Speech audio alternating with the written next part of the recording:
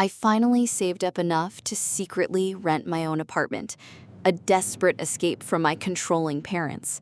But I came home one day to find them sitting on my couch. "We made copies of your keys," my mother said with a smile. "This is our house too." That was the last straw. Before we get into it, I'd love to know, what city are you watching from today? And be sure to subscribe for our daily stories. Okay, let's go back to that suffocating family home. My parents' love was a cage, a beautiful, well-appointed, and deeply suffocating cage. To the outside world, our family was perfect. My father, Arthur, was a respected professor. My mother, Marion, was a pillar of the community.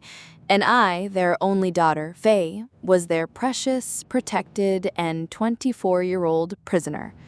They didn't see it as control. They called it caring. Caring was my mother going through my purse every night just to make sure I hadn't lost anything. Caring was my father installing a tracking app on my phone for my own safety. Caring was them vetting my friends, questioning my choices, and quietly, but systematically, dismantling any attempt I made at building a life of my own. I was a bird in a golden cage, and my wings were beginning to atrophy. The only person in the entire world who seemed to see the bars of my cage was my grandmother, Florence. She was my mother's mother, a woman of a quiet strength and a sharp, mischievous wit. "A bird that does not fly will soon forget it has wings at all, my dear," she had told me just a few months before she passed away, her hand patting mine. "One day, you will need to remember how to fly." Her death was a profound and deeply lonely blow, and her will reading was, I thought, my family's final victory in their campaign to control me. My parents had been expecting a windfall. Instead, my grandmother, in a final act of eccentric brilliance, had left the bulk of her considerable cash fortune to a local bird sanctuary. To my parents, she left a lifetime of memories, and to me, she left a single, solitary asset, an old, run-down, and slightly embarrassing multi-unit apartment building in a less than fashionable part of the city. I remember the look of smug, pitying satisfaction on my parents' faces.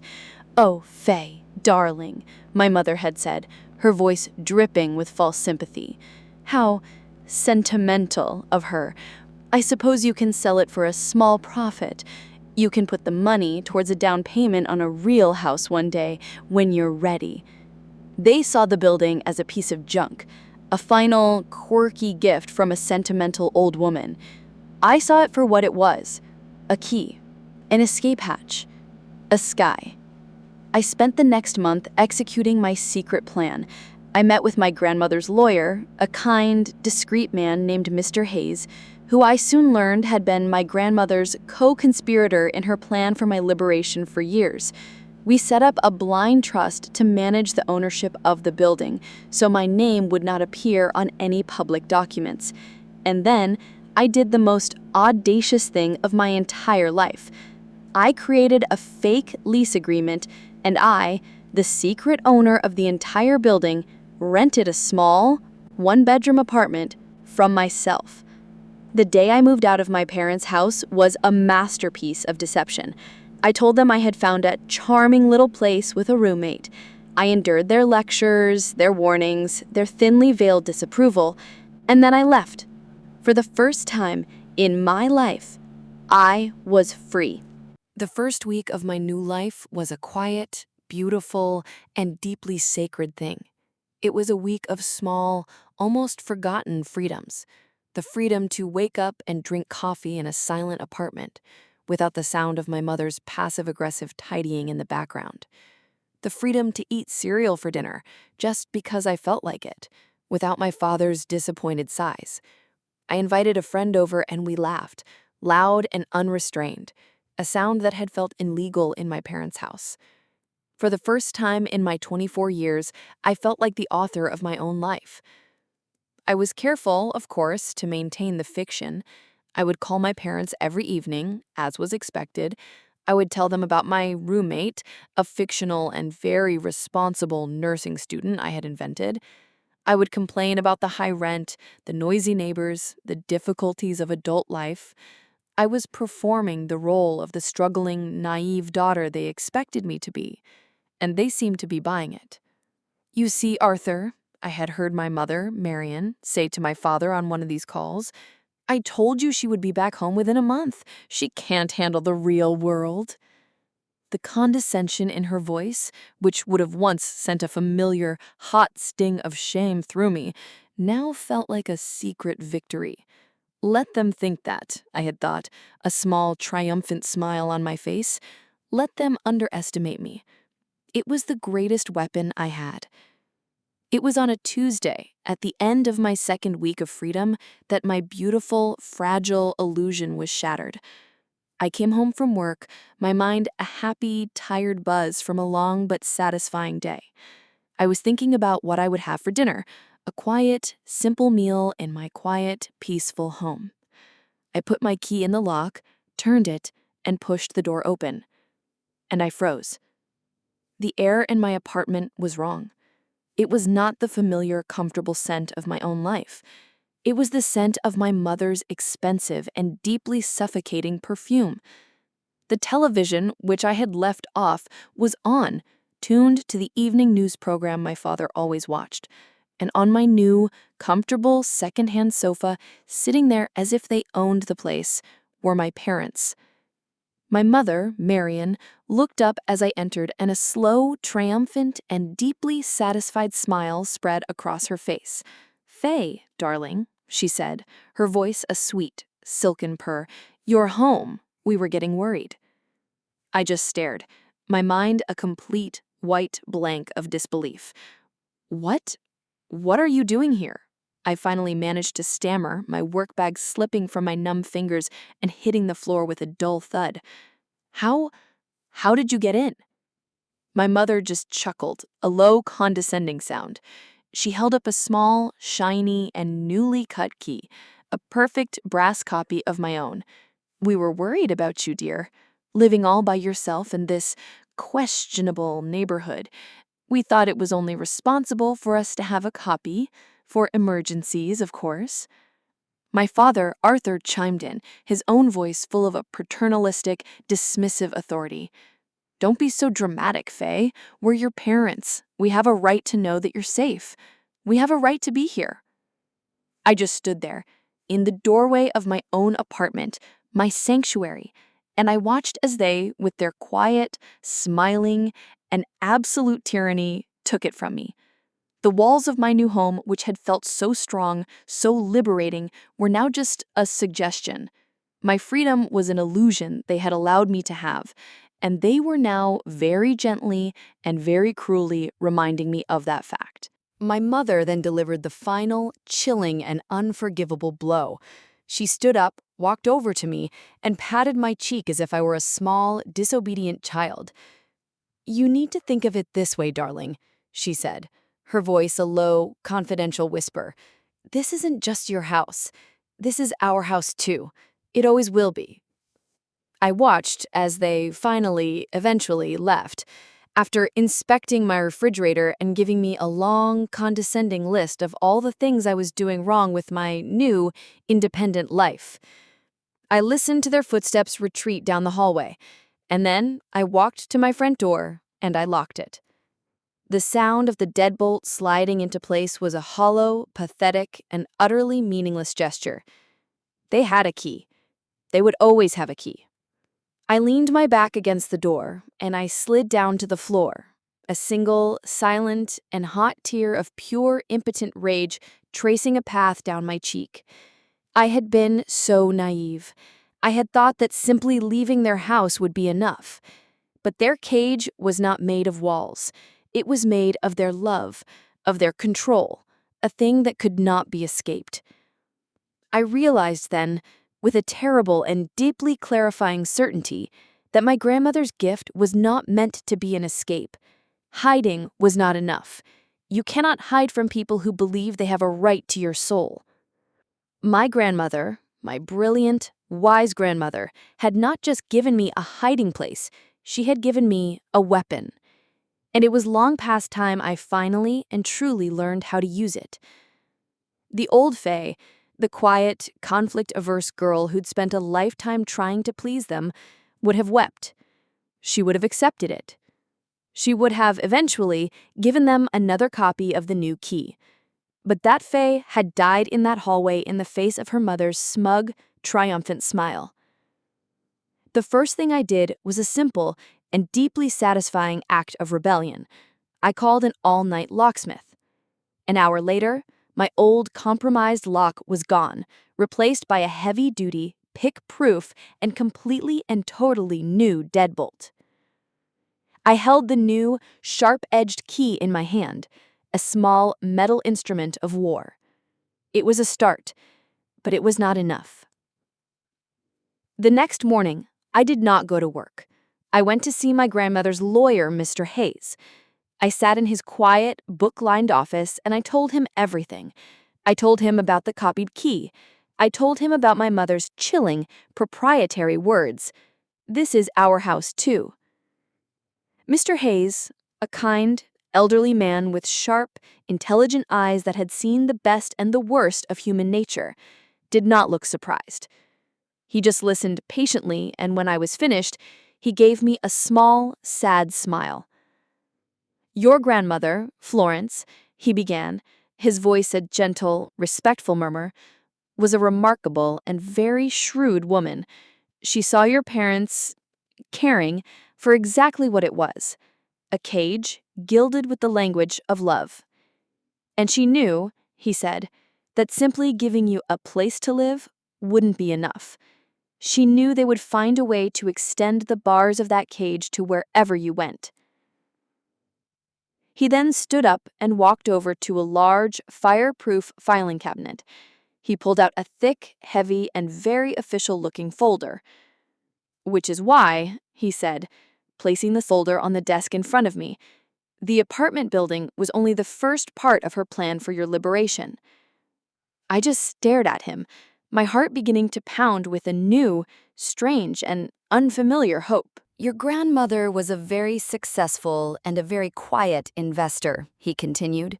"Over the years, she acquired a number of properties through a blind trust, the same trust that now controls your building." He opened the folder. Inside was a series of deeds and property management agreements. He slid one of the documents across the desk to me. "Your parents," he said, his eyes twinkling, "have been living in their beautiful downtown luxury condo for the last 15 years, believing they are renting from a large, faceless corporate property management group. They are not." I looked down at the document. It was the deed to my parents' own home, and the owner was listed as F.V. Holdings, LLC. "F.V.?" I asked, confused. "Florence Vance," the lawyer said, with a smile. "Your grandmother's maiden name. And Holdings, that, as of her passing, now belong entirely and exclusively to you." The full, brilliant, and absolutely devastating scope of my grandmother's posthumous chess game finally, completely, and totally revealed itself to me. I was not just the owner of my own small apartment building, I was the owner of my parents' home. I was, in a beautiful, poetic, and deeply satisfying twist of fate, my own parents' landlord. My grandmother had not just given me a shield, she had given me a sword. "So," Mr. Hayes said, a sharp, business-like tone now in his voice, "the question is, Ms. Vance, what do you want to do about it?" The plan that formed in my mind then was a perfect and beautiful synthesis of my grandmother's strategic genius and my own newfound and deeply personal fury. I was not just going to set a boundary, I was going to enforce it. That evening, I made a phone call. It was to my mother. My voice was not angry, it was not sad. It was a cool, calm, and professional instrument. "Mom, Dad, you were right. We need to have a proper family meeting to discuss our new living situation, to set some ground rules. I would like you to come to my apartment tomorrow morning at 10 a.m. sharp. There is a new house rule that I need to explain to you both in person." I could hear the smug, triumphant satisfaction in my mother's voice. "Of course, darling," she said. "We'll be there. I'm so glad you're finally ready to be reasonable." I hung up the phone. They thought I was calling a truce. They thought I was surrendering, that I was ready to accept their guidance and give them the new key. They had no idea I wasn't just inviting them over for a conversation. I was summoning them, my tenants, for a formal and legally binding eviction hearing. And for the very first time in my entire 24 years of life, I was going to be the one in charge. The next morning, I was a different woman. I woke up not with the familiar, low-grade anxiety of a daughter trying to please her parents, but with the cool, clear-eyed focus of a landlord about to deal with a pair of problem tenants. I spent the morning in my apartment, preparing. I laid out the legal documents my grandmother's lawyer, Mr. Hayes, had couriered to me, on my small coffee table. It was a beautiful and deeply satisfying arsenal of truth. My parents, Arthur and Marion, arrived at precisely 10 a.m. They did not knock. They used their own illicitly copied key, a final small act of casual proprietary arrogance. They walked in, their faces a mask of practiced parental concern, ready to deliver a long and, I was sure, deeply condescending lecture on the importance of family unity. "Faye, darling," my mother, Marion, began, her voice the sweet, syrupy purr of a woman who is used to getting her own way. "We are so glad you've come to your senses. We were so worried about you, all alone in this big, scary city. Your father and I have been talking, and we've decided that the best thing for you is—" "Thank you for coming," I said, my own voice, a calm, professional instrument that cut her off mid-sentence. "Please, sit down." The interruption, the quiet authority in my voice, clearly threw them off balance. They exchanged a look of confused, slightly irritated surprise, and then they sat on my sofa, the very sofa they had been sitting on just a few days ago, when they had so smugly announced their invasion of my life. I did not sit. I stood before them, a position of quiet and deliberate power. You were right. We do need to discuss our new living situation, and we need to establish some new and legally binding house rules. My father, Arthur, chuckled, a low, dismissive sound. "House rules? Faye, don't be ridiculous. You're our daughter, not our roommate." "The first rule," I continued, ignoring him completely, "is about keys." I slid the first document, a simple, pre-written agreement across the coffee table, towards them. "You will, effective immediately, return the copies you made of my apartment key, and you will sign this document, a legally binding agreement that states you will never, ever enter this property again without my explicit, written, and 24-hour in advance permission." They just stared at the document, and then at me, and then my mother laughed. A high, tinkling, and utterly condescending laugh. "Oh, darling," she said, as if speaking to a particularly foolish child. "That's adorable. But you seem to be confused about how this works. We're your parents. We don't need your permission to see you. We will always have a key to your life." "Actually," I said, my voice now as cold and as sharp as ice, "you do. Because it seems there has been a profound misunderstanding. You are not just my parents. You are—" I paused, letting the words land with their full, devastating weight. "You are my tenants." I then slid the second, much thicker folder across the table towards them. "I believe you'll recognize the address on this deed," I said. I watched as my father picked it up, his expression shifting from arrogant amusement to a new, dawning confusion. He opened the folder, It was their own beautiful luxury condo downtown, and the owner, as listed on the official city document, was a quiet, unassuming little company called F.V. Holdings, LLC. "What is this?" he asked, his voice now a low, uncertain rumble. "That," I said, "is my grandmother's company, Florence Vance Holdings, and this," I said, as I slid the final, single sheet of paper across the table, the one showing the company's new, sole, and 100% shareholder, "is me." I let the full, catastrophic weight of the truth settle in the silent room. "So, as the new owner of the building in which you reside, I am, for all legal intents and purposes, your landlord, and I am afraid you are in violation of several key clauses in your lease agreement. Specifically," I added, a slow, cold smile on my face, "the ones that prohibit the unlawful entry and harassment of other tenants, namely me." The color drained from their faces, their mouths opened and closed, but no sound came out. They looked at me, their daughter, the quiet, simple girl they had spent a lifetime controlling, and they were finally, for the very first time, seeing me not as their child, but the one person in the entire world who now held the power to make them homeless. "However," I said, my voice now a soft, almost gentle whisper, "I am willing to be a more compassionate landlord than you have been compassionate parents." I slid a third and final document across the table.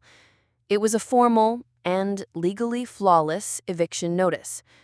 "Mr. Hayes, my lawyer, tells me this is perfectly in order and that you have 30 days to vacate the premises." I then slid the first document, the simple agreement about my keys and my privacy, back on top of the pile. "But," I concluded, "I am willing to tear this up if you sign this." I watched them stare at the two documents on the table. One was a simple, one-page agreement, a promise to respect my boundaries. The other was the legal and final instrument of their own ruin. My grandmother had taught me how to fly, and now, for the very first time in my entire life, I was about to see if my parents could finally learn how to let me go.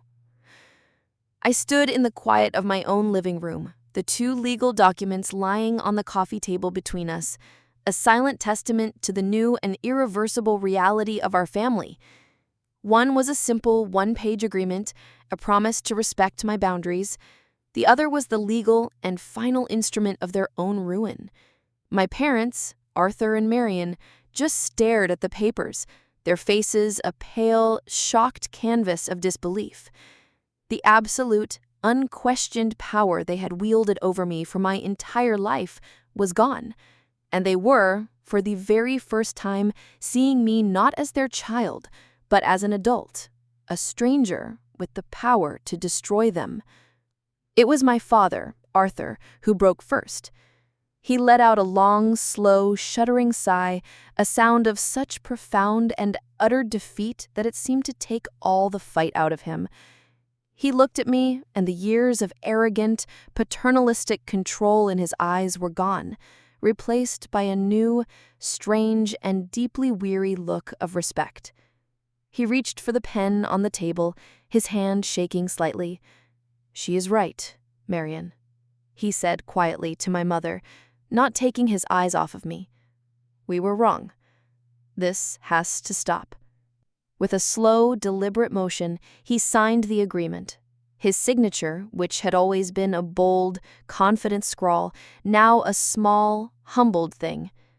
My mother watched him, a single, silent tear of her own defeated rage trace a path down her perfectly made-up cheek. And then she, too, signed. I took the signed document, the first and only treaty in our long, quiet war, and then I picked up the other paper, the eviction notice. I looked at my parents, at these two broken, humbled people who had, in their own twisted and controlling way, left me.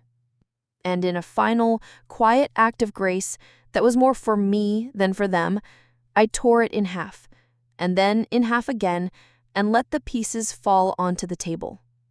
The war was over. They left my apartment a few minutes later, not as invaders, but as chastened and very quiet guests. The dynamic in our family had been permanently and irrevocably altered. The months that followed were a strange and awkward and beautiful dance of a new beginning. Their love, which had once been a cage, was now forced to become something else, something more respectful, something more real. The daily intrusive phone calls stopped. They were replaced by hesitant, polite text messages. "Are you free for dinner on Sunday, dear? Let us know if you have time." They did not demand my time anymore. They requested it. And for the first time, I found that I actually wanted to give it. The story ends on a rainy Saturday afternoon, 3 months after that fateful meeting. I am in my apartment, not answering legal briefs, but painting, the scent of oil paint and turpentine, a beautiful, familiar perfume. There is a knock on my door. It is not the frantic, demanding knock of an owner. It is a soft, hesitant, and deeply respectful knock. I open the door. It's my parents. They are holding 2 large bags of groceries. "We were in the neighborhood," my mother says, a small, shy smile on her face, "and we thought you might be hungry." I look at them, at these 2 people who are, in a very real way, strangers to me.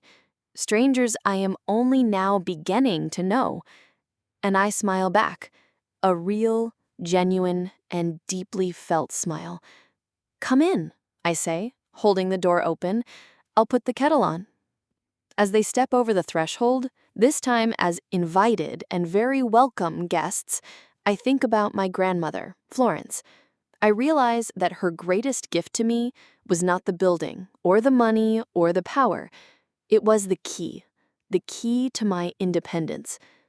An absolutely incredible story of a woman taking her power back in the most satisfying way possible. What a brilliant and perfectly ironic revenge. What do you think of the way Faye handled the final confrontation with her parents? Let us know in the comments below. If you were cheering for Faye's victory, please show your support by hitting that like button, and be sure to subscribe for more incredible stories of karma and justice. Don't forget to click the notification bell so you never miss an upload. Thanks for watching, and we'll see you in the next one.